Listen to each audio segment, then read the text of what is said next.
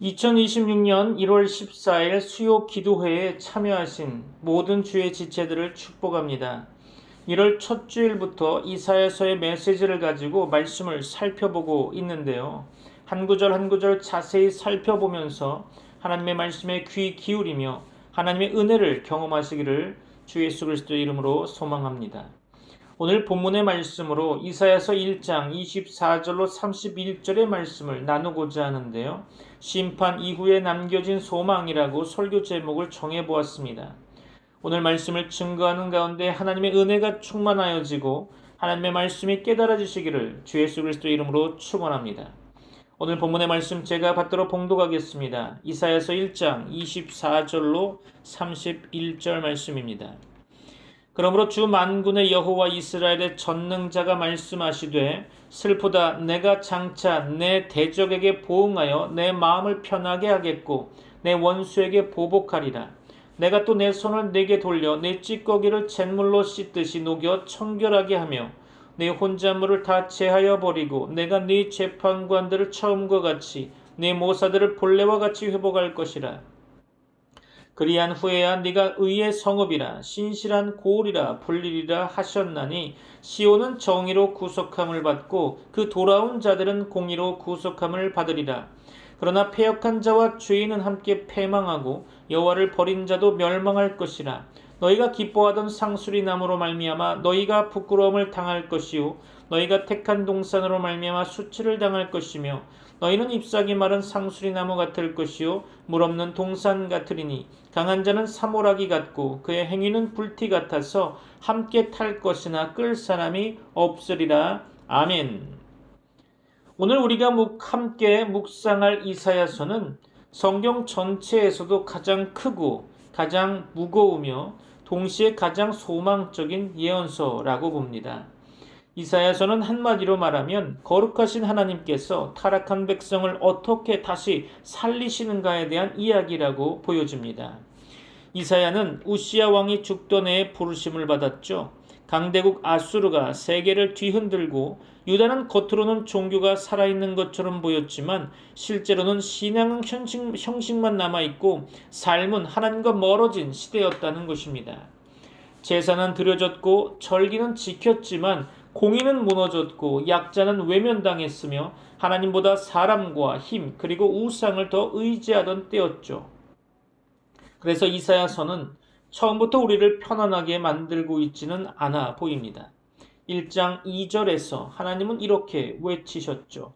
하늘이여 들으라 땅이여 귀를 기울이라. 그렇습니다. 이것은 위로의 말이 아니라 고소장을 발부한 거죠. 하나님께서 친히 증인을 부르시고 당신의 백성을 향해 법정 언어로 말씀하시는 장면인 것입니다. 이사야서 1장의 중심 사상은 분명합니다. 하나님을 떠난 신앙은 하나님을 가장 아프게 한다는 것이죠. 하나님은 그들의 제사를 미워하신다고 하십니다. 기도를 듣지 않겠다고 선언하셨죠.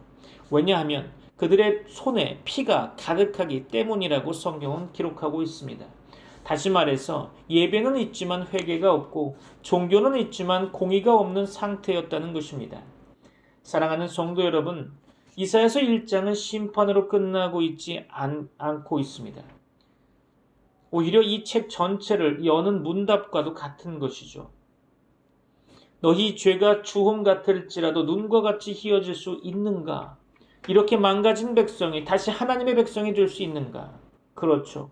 오늘 본문인 24절부터 31절의 말씀은 그 질문에 대한 하나님의 대답으로 보여집니다. 하나님은 분명히 말씀하고 계시죠. 내가 내 대적에게 보응하겠다. 찌꺼기를 제거하겠다. 그렇습니다. 이 말씀은 무섭지만 동시에 놀라운 은혜의 선언인 것입니다. 왜냐하면 하나님은 백성을 버리기 위해 심판하시는 것이 아니라 백성을 살리기 위해 불을 통과하게 하시기 때문이라는 거죠. 하나님은 은을 정련하듯이 또한 찌꺼기를 제거하시듯이 당신의 백성을 다시 공의의 성읍, 신실한 고을로 회복하시겠다고 약속하고 계시는 것입니다. 그리고 우상을 의지하던 자들은 부끄러움을 당하겠지만 하나님께 돌아오는 자에게는 남겨진 소망이 있다는 거죠. 사랑하는 성도 여러분, 이사야서 1장은 이렇게 우리에게 묻고 있습니다. 너는 지금 무엇을 붙들고 있는가? 당신의 신앙은 하나님께 향해 있는가 아니면 형식에 머물러 있는가? 그렇습니다. 오늘 우리가 살펴볼 24절부터 31절의 말씀은 심판 이후에 남겨진 소망, 그러니까 불타버린 자리에서 다시 시작하시는 하나님의 손길을 보여주고 있는 거죠. 오늘 이 말씀을 통해서 하나님께서 우리 각자의 삶 속에 무너뜨리실 것은 무엇이며 다시 세우시려는 것은 무엇인지 함께 느꼈으면 좋겠습니다. 오늘 우리가 함께 묵상할 이사야서는 성경 전체 가운데서도 하나님의 마음이 가장 깊고 넓게 드러난 예언서라는 거죠. 이사야서는 단순히 오래전 이스라엘의 역사를 기록한 책이 아니라 모든 시대의 하나님의 백성이 반드시 들어야 할 경고와 소망의 말씀인 것이죠. 이사야서가 기록된 시대는 결코 평안한 시대가 아니었습니다.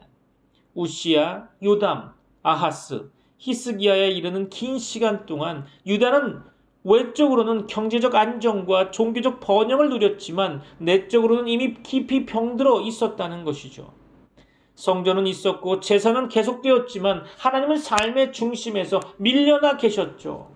사람들은 하나님을 찾기보다는 정치적 동맹과 군사력, 눈에 보이는 안전장치를 더 신뢰했던 것입니다. 바로 그 시대에 하나님은 이사야를 부르셨죠. 이사야는 왕궁과 가까운 위치에 있었고요. 사회 구조와 정치 현실을 잘 아는 사람이었습니다. 그러나 하나님은 그를 권력의 대변자가 아니라 하나님의 거룩함을 세상 한가운데 외치는 선지자로 세우셨다는 거죠. 이사야의 가장 두드러진 특징은 한 가지로 보고 있는데요. 그는 무엇보다도 거룩하신 하나님을 본 사람이라는 점입니다. 이사야 6장에서 그는 하나님의 영광을 보고 이렇게 고백하고 있죠. 화로다 나여 망하게 되었도다. 그렇습니다. 이사야의 메시지는 이 체험에서 시작되는 것이죠. 하나님이 얼마나 거룩하신지 그리고 인간의 신앙이 얼마나 쉽게 타락하는지를 누구보다 분명히 본 선지자였다는 것입니다. 그래서 이사야서는 달콤한 위로보다 날카로운 진단으로 시작하고 있는 거죠. 하나님은 예배를 미워하신다고 말씀하시고 기도를 듣지 않겠다고 선언하셨습니다. 그 이유는 뭘까요? 그 이유는 이렇습니다. 입술은 하나님을 부르지만 삶은 하나님을 거부하고 있었기 때문이라는 거죠. 사랑하는 성도 여러분, 이사야서가 특별한 이유는 여기에서 끝나지 않고 있다는 것입니다. 이사야는 심판만 말한 선지자가 아닙니다. 그는 동시에 가장 위대한 소망의 선지자였던 거죠. 고난받는 종, 평강의 왕, 남은 자 사상, 새하늘과 새 땅까지 이사야서는 절망의 한가운데에서 하나님이 어떻게 역사를 새롭게 하시는지를 보여주고 있는 것입니다. 오늘을 살아가는 우리에게 이사야서는 매우 현실적인 말씀이죠. 형식적인 신앙은 넘치지만 하나님 앞에서의 두려움은 사라진 시대, 예배는 있지만 삶은 분리되어 있는 시대, 하나님을 믿는다고 말하면서도 실제 선택의 순간에는 여전히 세상의 힘을 의지하는 이 시대, 곧 이사야 시대와 다르지 않아 보입니다.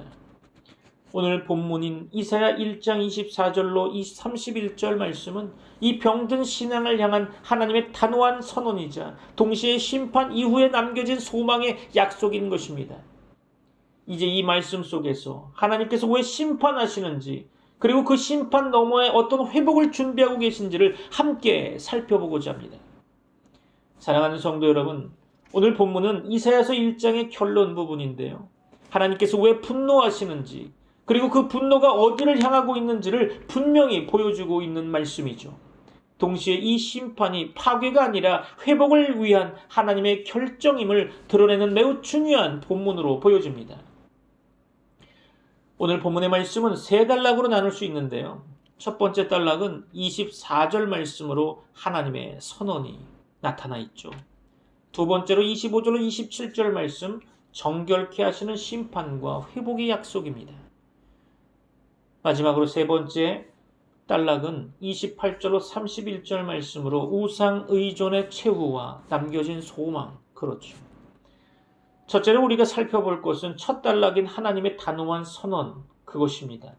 슬프다. 내가 장차 내 대적에게 보응하여 내 마음을 편하게 하겠고 내 원수에게 보복하리라. 그렇습니다. 24절에서 하나님은 스스로를 이렇게 소개하고 계십니다. 주 만군의 여호와 이스라엘의 전능자. 그렇죠. 이 긴 호칭은 감정적인 표현이 아니라 심판의 정당성을 선언하고 있는 거죠. 하나님은 약한 신이 아니라 언약을 맺으신 주인이시며 전쟁의 주관자이시고 이스라엘을 책임지시는 분이시라는 것입니다. 그리고 하나님은 놀라운 말씀을 하시죠. 슬프다. 내가 장차 내 대적에게 보응하여 내 마음을 편하게 하겠고 내 원수에게 보복하리라. 그렇습니다. 여기서 충격적인 표현은 이것이죠. 내 마음을 편하게 하겠고. 그렇습니다. 하나님은 사람에게 위로받지 않습니다. 오히려 하나님의 공의가 회복되어질 때 하나님의 마음이 위로를 받으신다는 뜻이죠. 죄를 방치하는 것은 자비가 아니라 하나님의 거룩을 훼손하는 것입니다. 하나님께서 심판하시는 이유는 분노의 폭발이 아니라 거룩한 질서를 다시 세우기 위함인 거죠. 24절의 말씀 본문 원어로 다시 한번 번역해서 말씀을 드리면, 그러므로 주 곧 명군의 주 이스라엘의 전능하신 분께서 말씀하신다. 내가 나의 대적들에게 나의 분노를 쏟겠다. 내가 나의 원수들에게 보복하여 한을 풀겠다. 그렇죠. 둘째로 살펴볼 것은 두 번째 단락으로 불로 정결케 하시는 하나님이십니다. 이는 회복의 심판을 나타내고 있는데요. 본문 25절로 27절 말씀이죠. 25절에서 하나님은 심판의 목적을 분명히 하고 계십니다. 내가 또 내 손을 네게 돌려 네 찌꺼기를 잿물로 씻듯이 녹여 청결하게 하며 네 혼자물을 다 제하여 버리고. 그렇습니다. 여기서 심판은 은을 정련하는 불에 비유되고 있죠. 은을 없애기 위한 불이 아니라 은을 살리기 위한 불이라는 것이죠. 문제는 은이 아니라 찌꺼기입니다. 사랑하는 성도 여러분, 하나님은 당신의 백성을 포기하지 않으십니다. 그러나 죄와 섞인 상태로는 그대로 놔두지 않으신다는 거죠. 그래서 26절에서 회복의 약속이 이어지고 있습니다.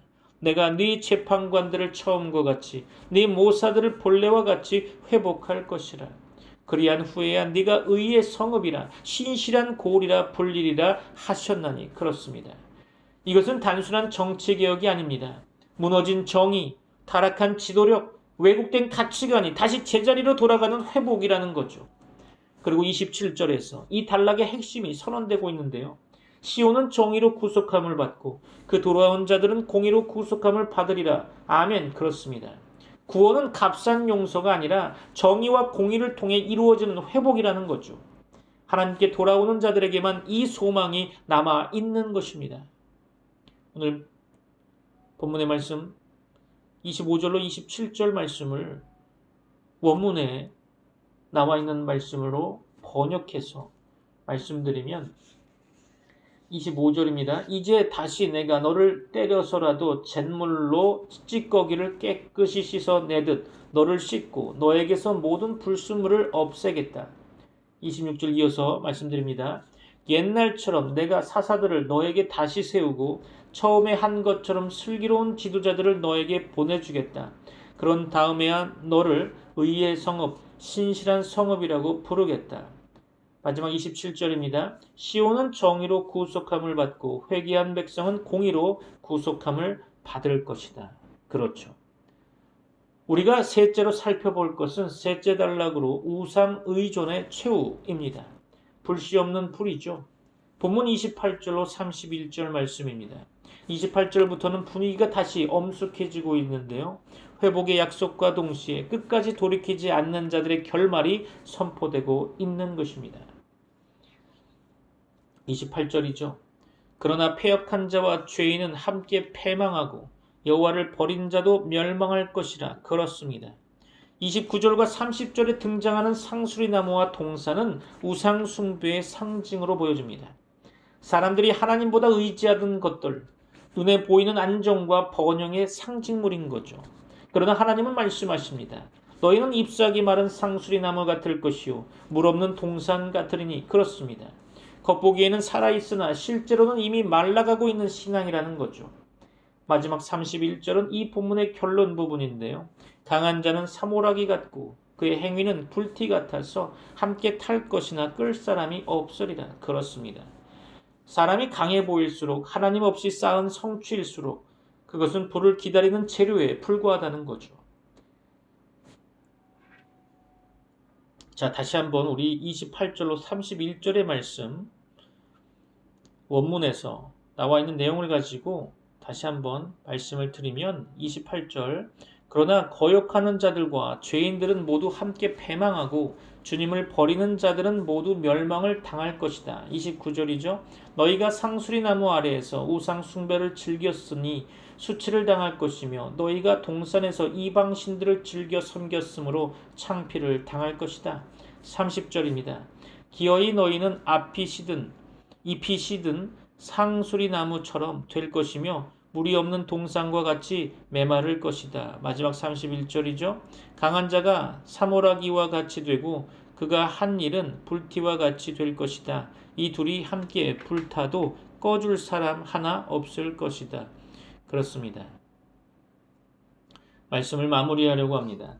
결단의 시간이 되길 바랍니다. 사랑하는 성도 여러분, 이사야서 1장 24절로 31절 말씀은 우리에게 두 길을 보여주고 있습니다.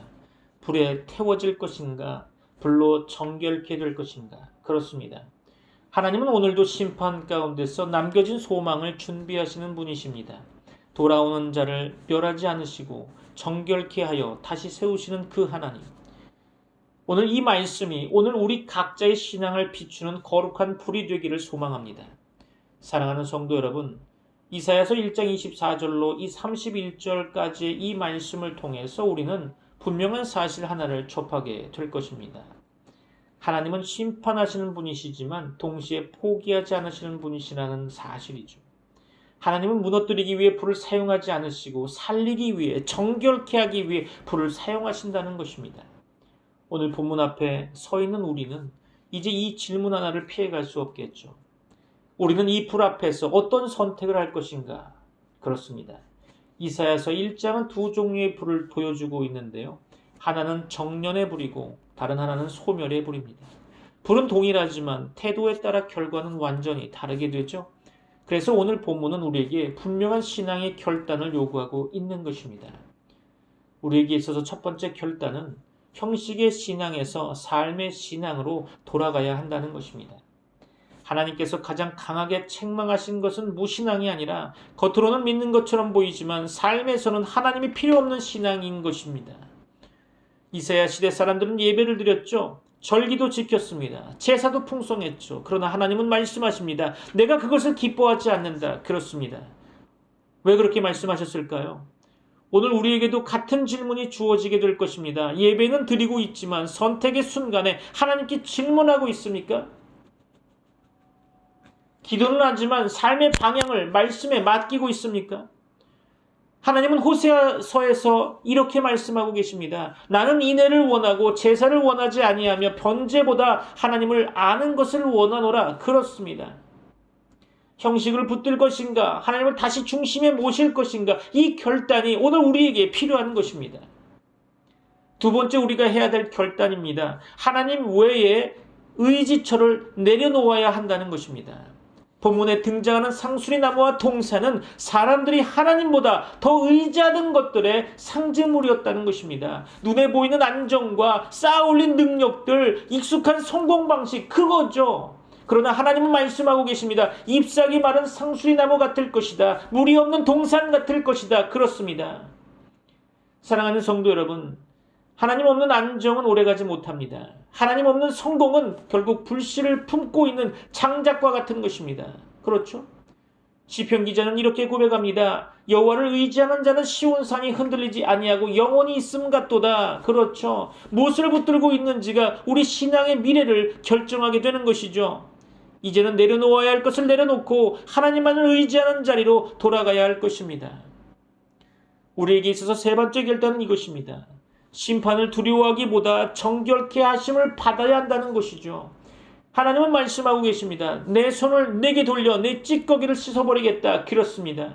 이 말씀은 위협이 아니라 은혜인 거죠. 하나님은 버리기 전에 반드시 먼저 씻으시는 분이십니다.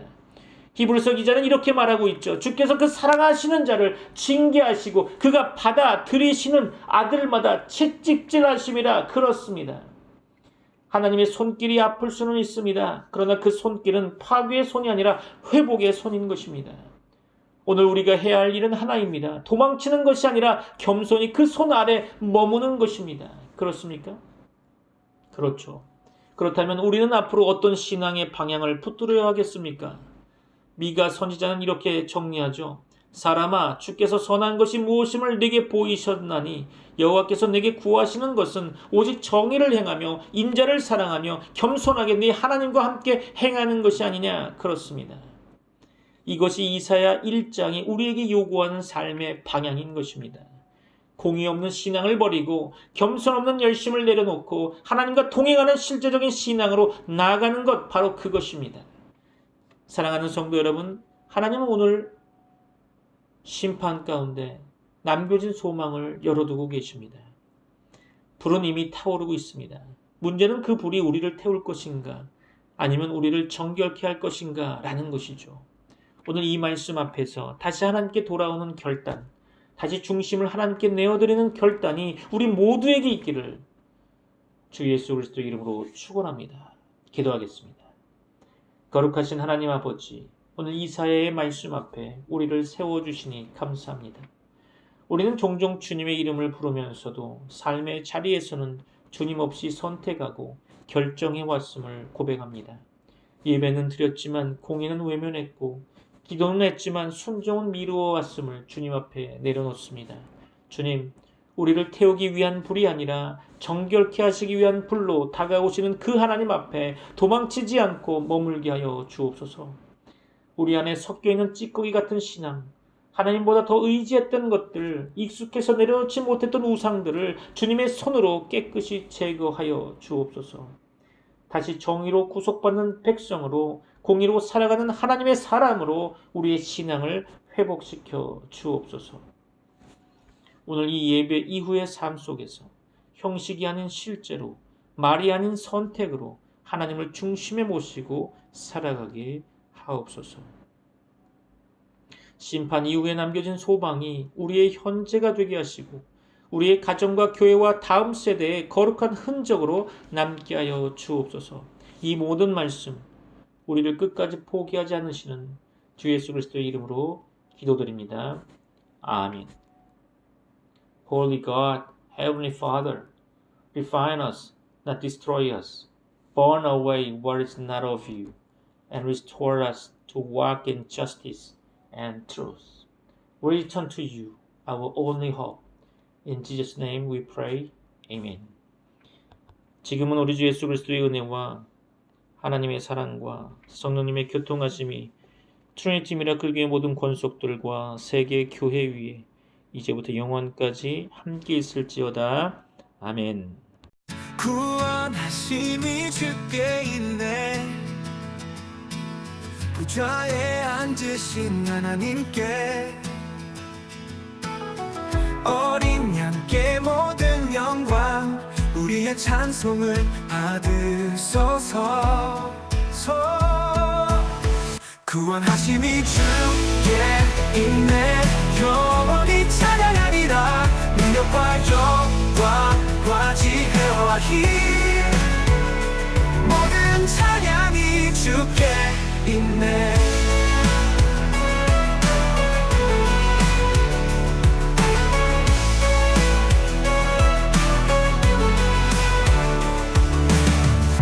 천사들이 엎드리며 보좌 앞에 경배하네. 주님께 감사드리며 모든 찬송 올리네. 구원하심이 주께 있네. 보좌에 앉으신 하나님께 어린 양께 모든 영광 우리의 찬송을 받으소서. 구원하심이 주께 있네. 영원히 찬양하리라. 능력과 영광과 지혜와 힘 모든 찬양이 주께 있네. 천사들이 엎드리며 보좌 앞에 경배하네. 주님께 감사드리며 모든 찬양이 주님을 높여 찬양하네. 구원하심이 주께 주께 있네. 영원히 찬양하리라. 능력과 영광과 지혜와 힘 모든 찬양이 주께